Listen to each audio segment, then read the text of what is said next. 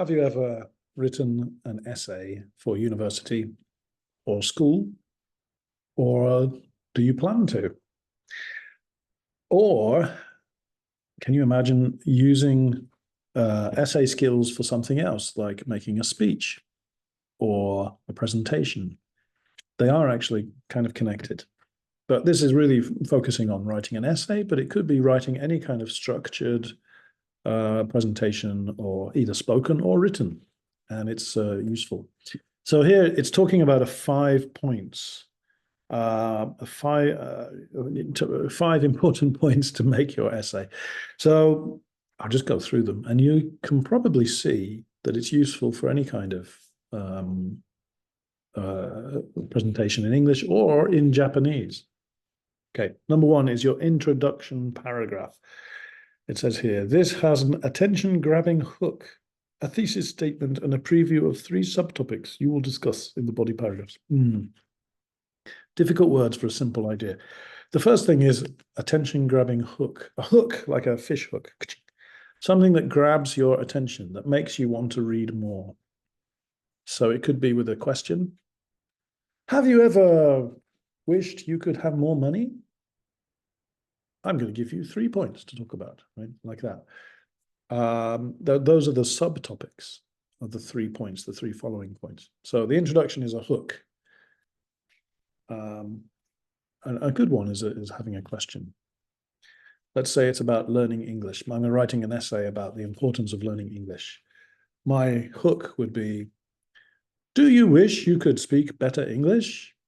I'm going to give you 3 ideas. Firstly, the importance of having a good teacher.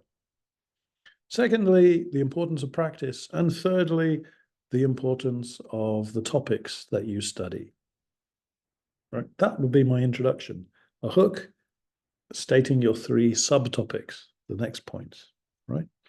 Okay, number 2, first body paragraph.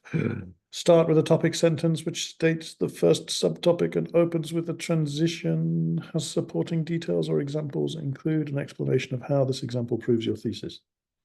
What? Yeah, so this is your first main point. Now, if the subject is you should study English, I can't remember what I said. What was the first point? The first point is, let's say it's you need a good teacher, right? So the topic sentence is, teachers can make a big difference in your life. There were supporting details or examples. If you have a teacher that gives you encouragement and stimulates you with difficult points, but not too difficult, then you can continue to learn more, right? So there I'm talking about the next point and giving more examples, right? And that's the same for the second and third. It's just kind of repeated here, but it's the same. So the second point would be, what was it? You should learn lots of vocabulary. Vocabulary is more important than grammar because if you understand grammar but don't have any vocabulary, you can't speak. But if you have vocabulary, you can piece them together and learn the grammar that you need, maybe.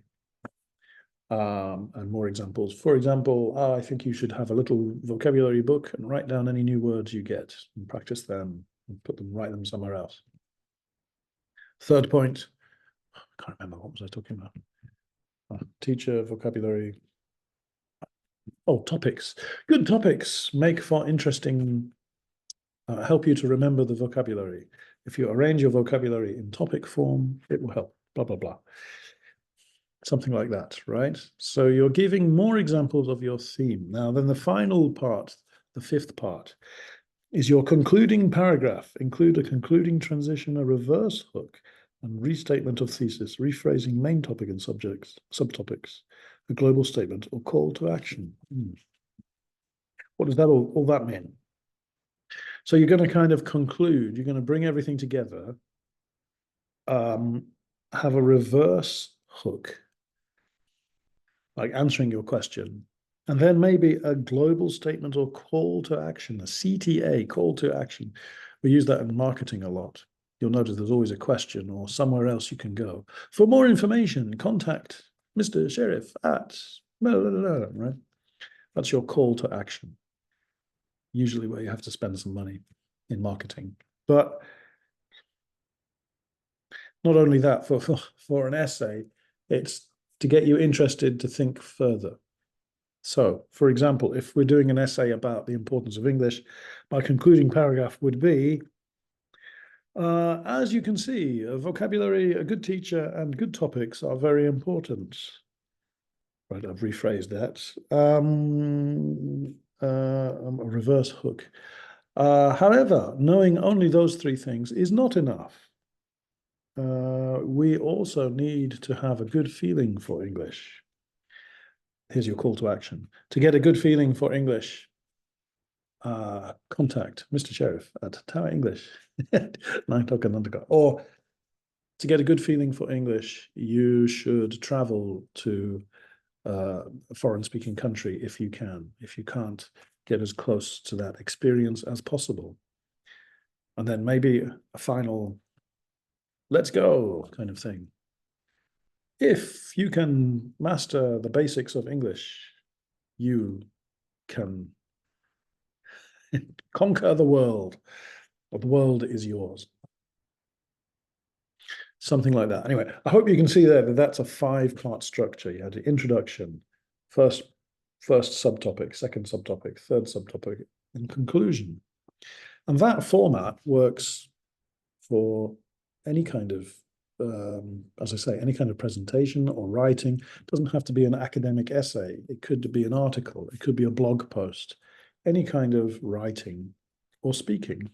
If you follow that kind of structure, it helps the audience understand what's happening, and they realize you're not wasting their time. That's the idea. Okay, right. I've got 3 questions for you. Number 1, is essay writing a good way to spend your time in college? Number 2, have you ever read an essay for fun? Why not? Number 3, are there other ways to structure an essay? Yes, there are. But I'm not going to tell you how. Okay. Have a think about those 3 questions, and I'll see you next time. Thank you very much.